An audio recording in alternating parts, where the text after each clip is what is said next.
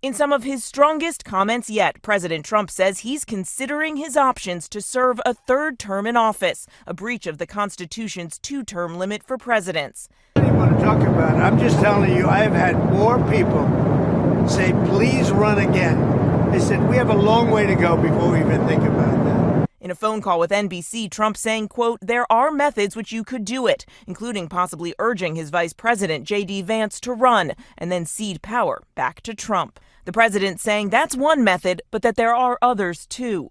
But a third term would defy the 22nd Amendment of the Constitution, which says no person shall be elected to the office of the president more than twice.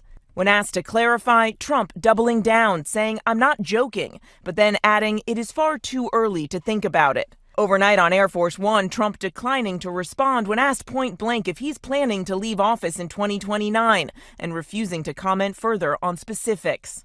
It's an idea the president and his allies have publicly toyed with for months. I've raised a lot of money for the next race that I assume I can't use for myself, but I'm not 100% sure because I don't know. I think I'm not allowed to run again. I'm not sure. Am I allowed to run again? Amending the Constitution to run again would require two-thirds approval by Congress and then ratification by 38 states. Democrats sounding the alarm. Congressman Dan Goldman saying this is yet another escalation in his clear effort to take over the government and dismantle our democracy. Now, this all comes as President Trump this week is poised to upend global trade, promising to unleash those sweeping reciprocal tariffs. He's dubbed Wednesday Liberation Day. Now, the scope of these tariffs and how punishing they will be remains unclear, but the president overnight promised to be, quote, generous. But economists, of course, warn that American consumers will ultimately pay the price for this, that costs could rise on everything from produce to electronics to cars, of course, as Trump's 25% tariffs on all imported cars and auto parts are also set to go into effect later this week, George. Yeah, and that is hitting markets around the world. Meantime, the president in that interview also made critical comments of Vladimir Putin.